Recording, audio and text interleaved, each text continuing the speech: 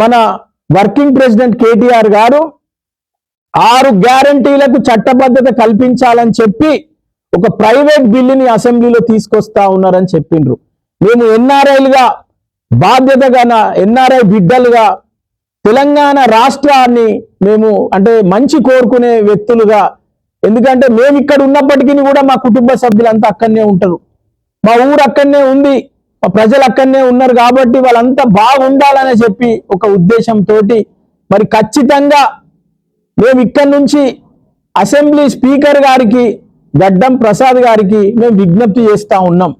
తప్పకుండా ఆ ప్రైవేటు బిల్లును మీరు అందులో ఆమోదించాలి, ప్రవేశపెట్టడానికి అనుమతి కల్పించాలి అని చెప్పి మేము ఈ రోజు ఇక్కడ ఎన్ఆర్ఐలుగా మీ అందరికి విజ్ఞప్తి చేస్తా ఉన్నాం. అట్లనే ఖచ్చితంగా మేము కూడా వారికి ఉత్తరం కూడా రాస్తాం. ఎందుకంటే ఇక్కడ నుంచి ఎన్ఆర్ఐలు కూడా ఏం కోరుకుంటా ఉన్నారు, ఎందుకంటే ఎంత దారుణం అంటే కేటీఆర్ గారు ఆల్రెడీ చెప్పారు నిన్న ప్రెస్ మీట్లా.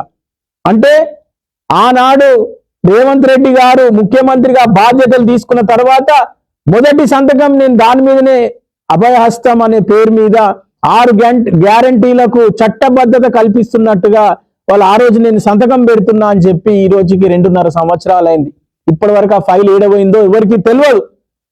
మరి చట్టబద్ధత ఉంటే కలిగేటువంటి న్యాయం ఏంది, ప్రజలకు భరోసా ఏంది అనేది కూడా మనందరికీ తెలుసు. ఎందుకంటే చట్టబద్ధత ఉంటే మనం ప్రశ్నించవచ్చు, కోర్టులోకి వెళ్ళి కేసులు వేయొచ్చు, ప్రభుత్వాన్ని నిలదీయొచ్చు, అది అమలు చేసే విధంగా పోరాటం చేయొచ్చు.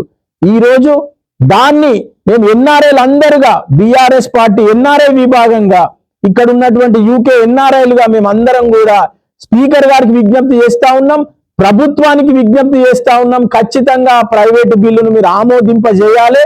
ఎందుకంటే గతంలో కూడా ఇటువంటి ప్రైవేట్ బిల్లులు ఆమోదించినట్టు ఉమ్మడి రాష్ట్రంలో అసెంబ్లీలో ఆనాడు ఎన్టీఆర్ గారు ముఖ్యమంత్రిగా ఉన్నప్పుడు కూడా జరిగిన విషయం కూడా కేటీఆర్ గారు వివరించారు. కాబట్టి ఖచ్చితంగా దీన్ని ఆమోదిస్తే ప్రజలకు న్యాయం జరుగుతుంది, ఇవాళ జవాబుదారీతనం ఉంటది ఈ ప్రభుత్వానికి అని చెప్పి మేము ముఖ్యంగా ఈ విషయానికి పట్ల మేము చాలా సీరియస్ గా మేము డిమాండ్ చేస్తా ఉన్నాము, విజ్ఞప్తి చేస్తా ఉన్నాము. ఖచ్చితంగా ఈ ప్రభుత్వాన్ని అట్లనే ముఖ్యంగా స్పీకర్ గారిని కూడా ఈ బీఆర్ఎస్ పార్టీ ఎమ్మెల్యేలు అందరూ ఇచ్చే ఈ అభ్యర్థనను మీరు మన్నించాలని చెప్పి దీన్ని కంపల్సరీ ప్రవేశపెట్టే విధంగా వారికి సహకరించాలని చెప్పి మేము వారిని కోరుతా ఉన్నాము.